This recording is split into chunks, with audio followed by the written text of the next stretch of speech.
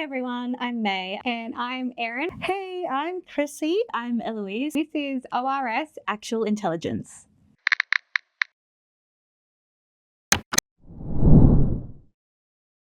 What does a PBS clinician actually do? PBS is very diverse.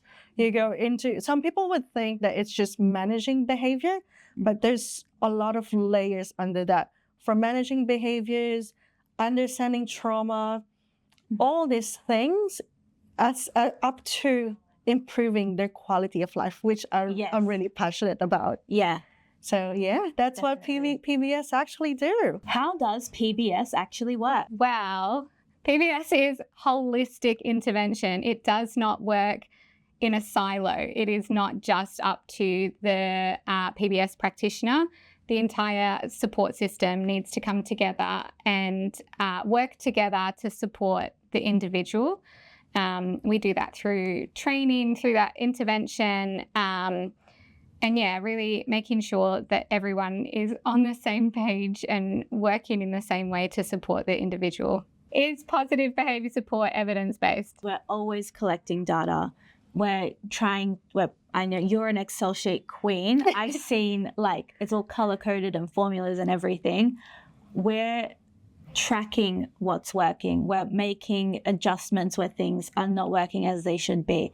We're constantly tailoring and individualizing our approach. So everything that we do has evidence behind it and data behind it. Who can benefit from positive behaviour support? Anybody could benefit. I think that there's this preconception that because we work within the NDIS that it's only going to benefit people that have a disability, but that's not true. Absolutely anybody can benefit from positive behaviour support because, like we said before, it's working on that quality of life that it would really benefit absolutely everybody. Is PBS just for children? No, Definitely not. Definitely not. We work with kids as young as 2 all the way up to end-of-life care. Because that focus is on quality of life, we work across the lifespan and it's beneficial across the lifespan, not just little ones. How does PBS help families? Being a partner with the families just makes the experience a little less lonely. I think particularly when you've got parents looking after children, it's really overwhelming. You want what's best for your kids and you don't want to see them struggle. But when you're feeling overwhelmed as well, it's really hard to manage what's going on for your child. Where PBS can come in is being that partner with the family and letting them know that this is okay, we'll work together, they're not alone, and that just normalise it a little bit as well, giving them a better understanding of what's actually going on, whilst also giving them skills and tools to be able to support their little one. Is positive behaviour support the same as therapy? Well, it's a form of therapy. It's its own unique form of therapy where we're looking at a person's behaviours and the risks that they can cause to themselves or to others.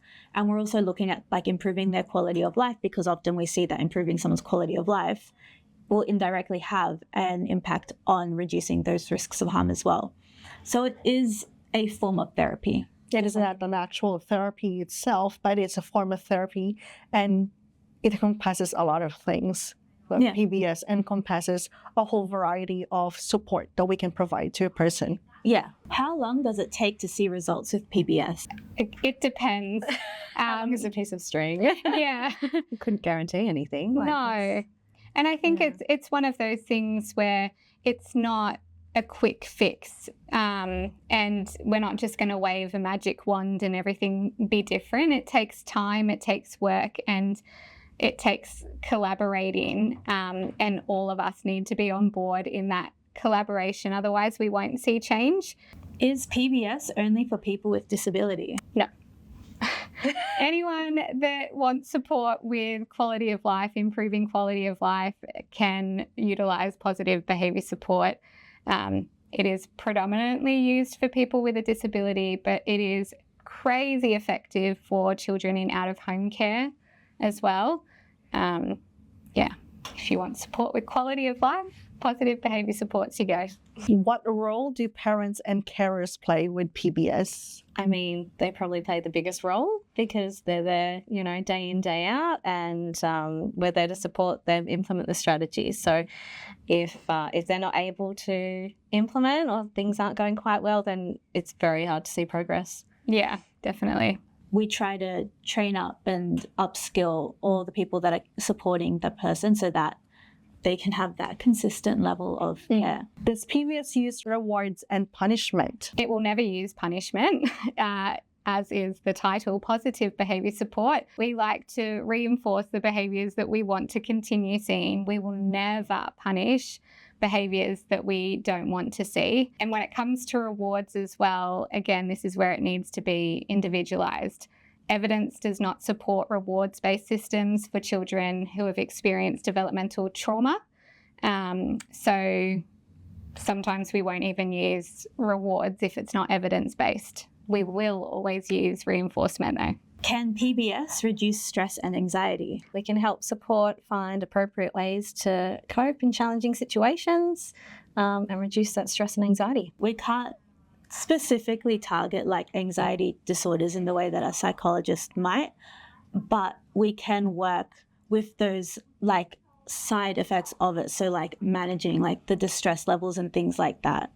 Definitely. How do I know if PBS is right for me or my family? I think you just gotta try. You just gotta do the assessment, have a go with a practitioner.